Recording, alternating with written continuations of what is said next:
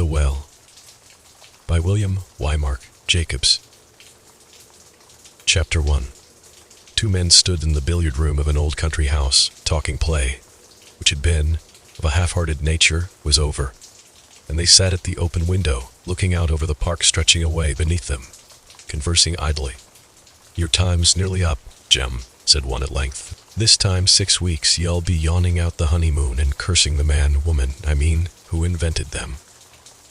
Jem Benson stretched his long limbs in the chair and grunted in dissent. "I've never understood it," continued Wilfred Carr, yawning. "It's not in my line at all. I never had enough money for my own wants, let alone for two.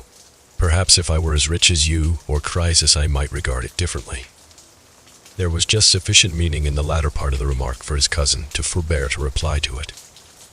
He continued to gaze out of the window and to smoke slowly. "Not being as rich as Crisis, or you," resumed Carr, regarding him from beneath lowered lids. "I paddle my own canoe down the stream of time, and, tying it to my friends' doorposts, go in to eat their dinners."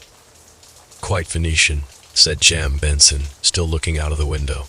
"It's not a bad thing for you, Wilfred, that you have the doorposts and dinners and friends."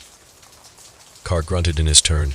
"Seriously though, Jem," he said, slowly, "you're a lucky fellow, a very lucky fellow. If there's a better girl above ground than Olive, I should like to see her." "Yes," said the other, quietly. "She's such an exceptional girl," continued Carr, staring out of the window. "She's so good and gentle. She thinks you are a bundle of all the virtues." He laughed frankly and joyously, but the other man did not join him. "Strong sense of right and wrong, though," continued Carr, musingly. "Do you know, I believe that if she found out that you were not—" "Not what?" demanded Benson, turning upon him fiercely. "Not what?"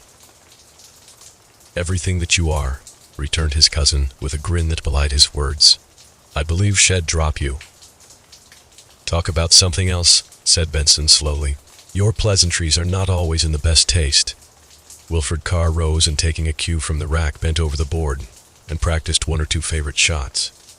"The only other subject I can talk about just at present is my own financial affairs," he said slowly as he walked round the table. "Talk about something else," said Benson again, bluntly. "And the two things are connected," said Carr, and dropping his cue he half sat on the table and eyed his cousin. There was a long silence. Benson pitched the end of his cigar out of the window and, leaning back, closed his eyes. "Do you follow me?" inquired Carr at length. Benson opened his eyes and nodded at the window. "Do you want to follow my cigar?" he demanded. "I should prefer to depart by the usual way for your sake," returned the other, unabashed. "If I left by the window, all sorts of questions would be asked, and you know what a talkative chap I am." "So long as you don't talk about my affairs," returned the other, restraining himself by an obvious effort. "You can talk yourself hoarse. I'm in a mess," said Carr, slowly.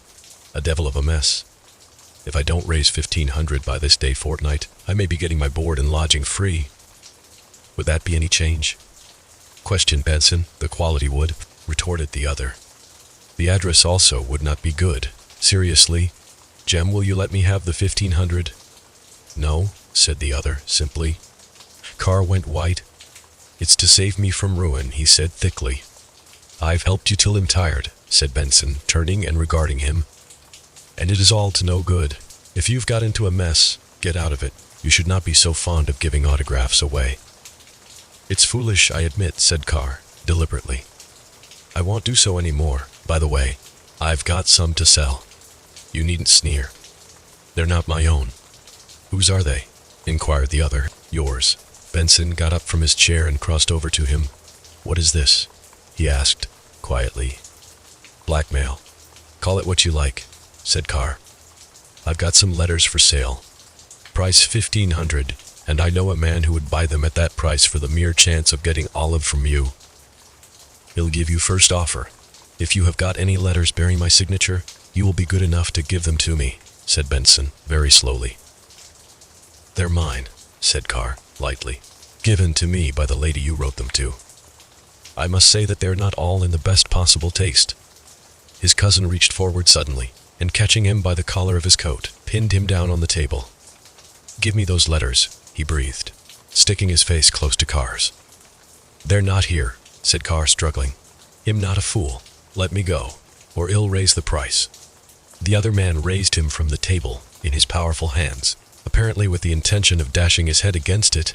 Then suddenly his hold relaxed as an astonished-looking maidservant entered the room with letters. Carr sat up hastily. "That's how it was done," said Benson, for the girl's benefit as he took the letters. "I don't wonder at the other man making him pay for it." "Then," said Carr blandly. "You will give me those letters," said Benson suggestively, as the girl left the room. "At the price I mentioned, yes," said Carr. "But so sure as I am a living man, if you lay your clumsy hands on me again, I'll double it. Now, I'll leave you for a time while you think it over." He took a cigar from the box and, lighting it carefully, quitted the room. His cousin waited until the door had closed behind him, and then, turning to the window, sat there in a fit of fury as silent as it was terrible. The air was fresh and sweet from the park, heavy with the scent of new-mown grass. The fragrance of a cigar was now added to it, and glancing out he saw his cousin pacing slowly by.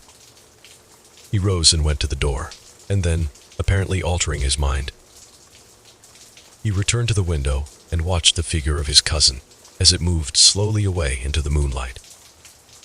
Then he rose again, and, for a long time, the room was empty. It was empty when Mrs. Benson came in some time later to say good-night to her son on her way to bed. She walked slowly round the table, and pausing at the window gazed from it in idle thought, until she saw the figure of her son advancing with rapid strides toward the house. He looked up at the window. "Good night," said she. "Good night," said Benson in a deep voice. "Where is Wilfred?" "Oh, he has gone," said Benson. "Gone. We had a few words. He was wanting money again, and I gave him a piece of my mind. I don't think we shall see him again." "Poor Wilfred," sighed Mrs. Benson. "He is always in trouble of some sort. I hope that you were not too hard upon him."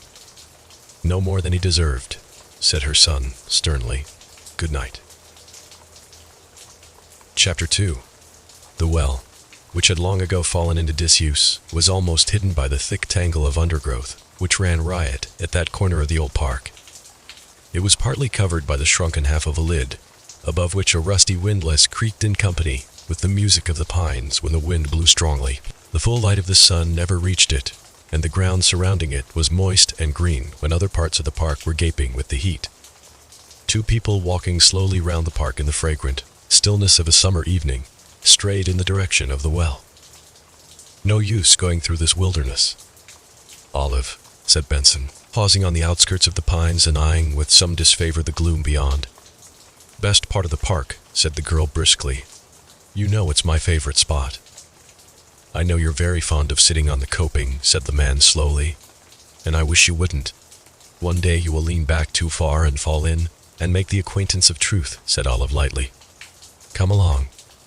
She ran from him and was lost in the shadow of the pines, the bracken crackling beneath her feet as she ran. Her companion followed slowly, and emerging from the gloom saw her poised daintily on the edge of the well with her feet hidden in the rank grass and nettles which surrounded it.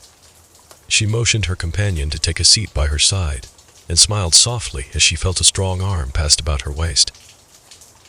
"I like this place," said she, breaking a long silence. "It is so dismal, so uncanny. Do you know I wouldn't dare to sit here alone, Jem. I should imagine that all sorts of dreadful things were hidden behind the bushes and trees, waiting to spring out on me."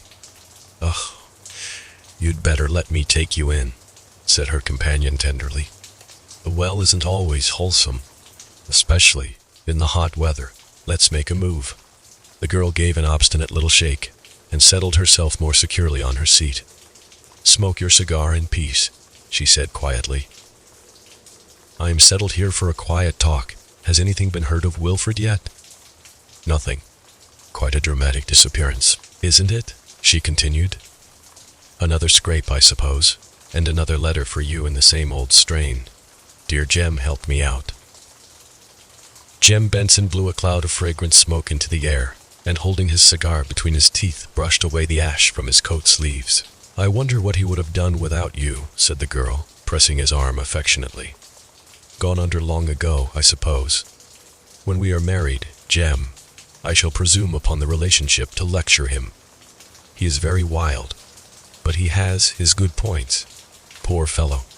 I never saw them, said Benson, with startling bitterness. God knows I never saw them. He is nobody's enemy but his own, said the girl, startled by this outburst.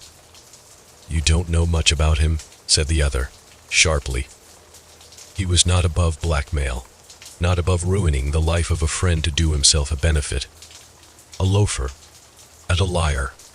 The girl looked up at him soberly, but timidly, and took his arm without a word, and they both sat silent while evening deepened into night, and the beams of the moon, filtering through the branches, surrounded them with a silver network. Her head sank upon his shoulder, till suddenly, with a sharp cry, she sprang to her feet. What was that? She cried breathlessly. What was what? Demanded Benson, springing up and clutching her fast by the arm. She caught her breath and tried to laugh.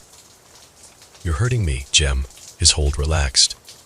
What is the matter? He asked gently. What was it startled you? I was startled, she said, slowly, putting her hands on his shoulder.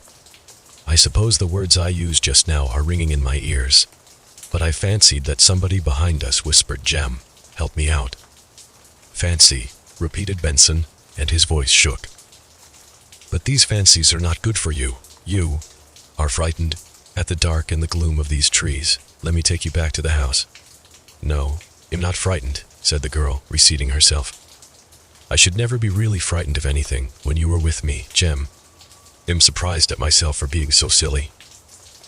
The man made no reply but stood, a strong, dark figure, a yard or two from the well as though waiting for her to join him. Come and sit down, sir, cried Olive, patting the brickwork with her small white hand. One would think that you did not like your company. He obeyed slowly and took a seat by her side, drawing so hard at his cigar that the light of it shone upon his face at every breath. He passed his arm, firm and rigid as steel, behind her, with his hand resting on the brickwork beyond. Are you warm enough? He asked tenderly, as she made a little movement. Pretty fair, she shivered. One oughtn't to be cold at this time of the year, but Teresa, cold, damp air comes up from the well. As she spoke, a faint splash sounded from the depths below, and for the second time that evening, she sprang from the well with a little cry of dismay. What is it now? He asked, in a fearful voice. He stood by her side and gazed at the well, as though half expecting to see the cause of her alarm emerge from it. Oh, my bracelet, she cried in distress. My poor mother's bracelet. I've dropped it down the well. Your bracelet, repeated Benson dully. Your bracelet, the diamond one. The one that was my mother's, said Olive. Oh, we can get it back surely. We must have the water drained off. Your bracelet? Repeated Benson, stupidly. Jem, said the girl in terrified tones. Dear Jem, what is the matter? For the man she loved was standing regarding her with horror. The moon which touched it was not responsible for all the whiteness of the distorted face, and she shrank back in fear to the edge of the well. He saw her fear, and by a mighty effort regained his composure and took her hand. Poor little girl, he murmured. You frightened me. I was not looking when you cried, and I thought that you were slipping from my arms down. His voice broke, and the girl, throwing herself into his arms, clung to him convulsively. There, said Benson, fondly. Don't cry. Tomorrow, said Olive, half laughing, half crying. We will all come round the well with hook and line and fish for it. It will be quite a new sport. No, we must try some other way, said Benson. You shall have it back. How? Asked the girl. You shall see, said Benson. Tomorrow morning, at latest, you shall have it back. Till then, promise me that you will not mention your loss to anyone. Promise. I promise, said Olive wonderingly. But why not? It is of great value, for one thing. And but there are many reasons. For one thing, it is my duty to get it for you. Wouldn't you like to jump down for it? She asked mischievously. Listen. She stooped for a stone and dropped it down. Fancy being where that is now, she said, peering into the blackness. Fancy going round and round like a mouse in a pail, clutching at the slimy sides with the water filling your mouth and looking up to the little patch of sky above. You had better come in, said Benson, very quietly. You are developing a taste for the morbid and horrible. The girl turned, and taking his arm walked slowly in the direction of the house. Mrs. Benson, who was sitting in the porch, rose to receive them. You shouldn't have kept her out so long, she said chidingly. Where have you been? Sitting on the well, said Olive, smiling. Discussing our future. I don't believe that place is healthy, said Mrs. Benson, emphatically.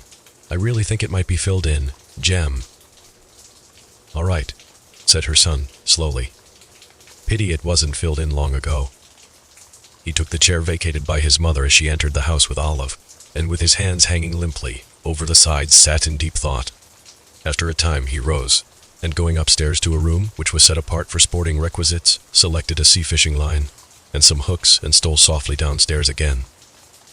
He walked swiftly across the park in the direction of the well, turning before he entered the shadow of the trees to look back at the lighted windows of the house. Then, having arranged his line, he sat on the edge of the well and cautiously lowered it. He sat with his lips compressed, occasionally looking about him in a startled fashion, as though he half expected to see something peering at him from the belt of trees. Time after time he lowered his line, until at length, in pulling it up, he heard a little metallic tinkle against the side of the well. He held his breath then, and forgetting his fears drew the line in inch by inch, so as not to lose its precious burden. His pulse beat rapidly, and his eyes were bright. As the line came slowly, and he saw the catch hanging to the hook, and with a steady hand drew the last few feet in. Then he saw that instead of the bracelet he had hooked a bunch of keys. With a faint cry, he shook them from the hook into the water below, and stood breathing heavily. Not a sound broke the stillness of the night. He walked up and down a bit, and stretched his great muscles. Then he came back to the well, and resumed his task. For an hour or more the line was lowered without result. In his eagerness he forgot his fears, and with eyes bent down the well fished slowly and carefully. Twice the hook became entangled in something, and was with difficulty released. It caught a third time, and all his efforts failed to free it. Then he dropped the line down the well, and with head bent, walked toward the house. He went first to the stables at the rear, and then retiring to his room for some time paced restlessly up and down. Then without removing his clothes, he flung himself upon the bed, and fell into a troubled sleep. Chapter 3. Long before anybody else was astir, he arose and stole softly downstairs. The sunlight was stealing in at every crevice, and flashing in long streaks across the darkened rooms. The dining room into which he looked struck chill and cheerless, in the dark yellow light, which came through the lowered blinds. He remembered that it had the same appearance when his father lay dead in the house. Now, as then, everything seemed ghastly and unreal. The very chairs standing as their occupants had left them the night before seemed to be indulging in some dark communication of ideas. Slowly and noiselessly, he opened the hall door and passed into the fragrant air beyond. The sun was shining on the drenched grass and trees, and a slowly vanishing white mist rolled like smoke about the grounds. For a moment he stood, breathing deeply the sweet air of the morning, and then walked slowly in the direction of the stables.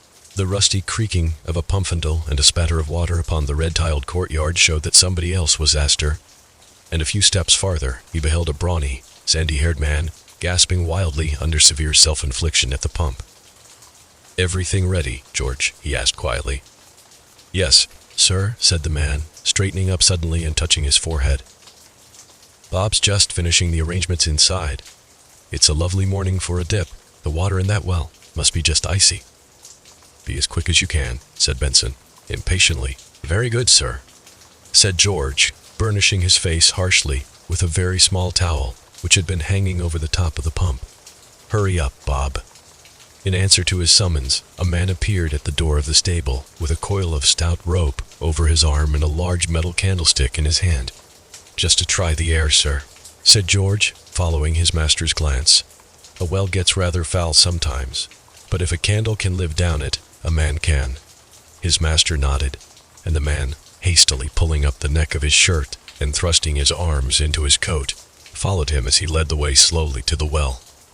"Beg pardon, sir," said George, drawing up to his side, "but you are not looking over and above well this morning. If you'll let me go down, I'd enjoy the bath." No, said Benson peremptorily. "You ain't fit to go down, sir," persisted his follower. "I've never seen you look so before. Now, if—" "Mind your business," said his master curtly. George became silent, and the three walked with swinging strides through the long, wet grass to the well. Bob flung the rope on the ground, and at a sign from his master, handed him the candlestick. "Here's the line for it, sir," said Bob, fumbling in his pockets. Benson took it from him and slowly tied it to the candlestick. Then he placed it on the edge of the well, and striking a match, lit the candle and began slowly to lower it.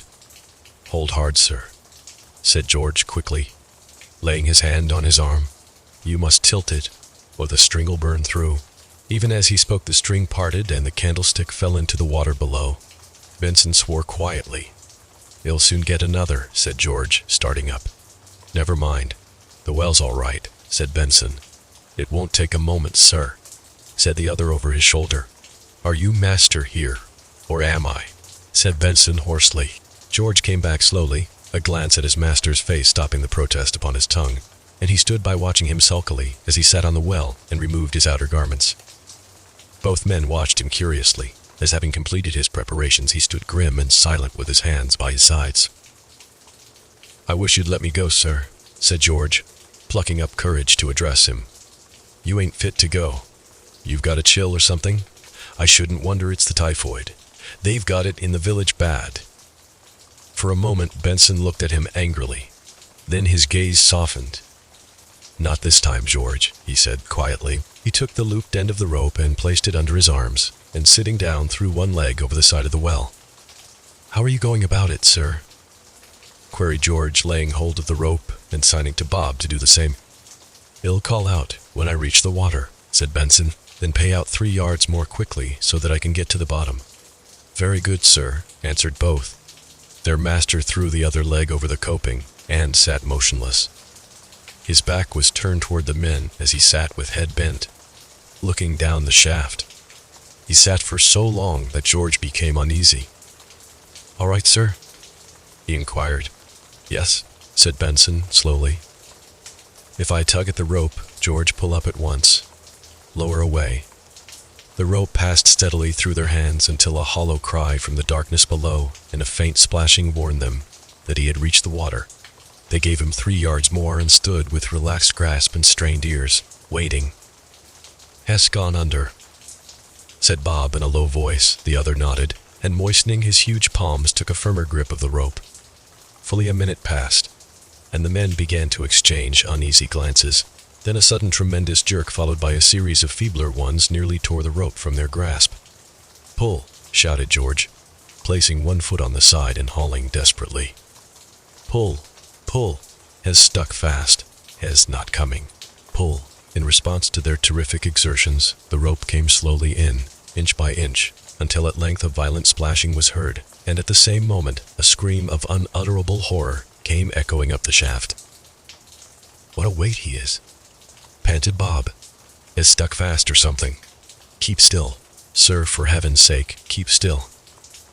For the taut rope was being jerked violently by the struggles of the weight at the end of it. Both men with grunts and sighs hauled it in foot by foot. "All right, sir," cried George cheerfully. He had one foot against the well and was pulling manfully. The burden was nearing the top. A long pull and a strong pull, and the face of a dead man with mud in the eyes and nostrils came peering over the edge. Behind it was the ghastly face of his master. But this he saw too late, for with a great cry he let go his hold of the rope and stepped back. The suddenness overthrew his assistant, and the rope tore through his hands. "There was a frightful splash, you fool," stammered Bob, and ran to the well helplessly. "Run," cried George. "Run for another line." He bent over the coping and called eagerly down as his assistant sped back to the stables shouting wildly.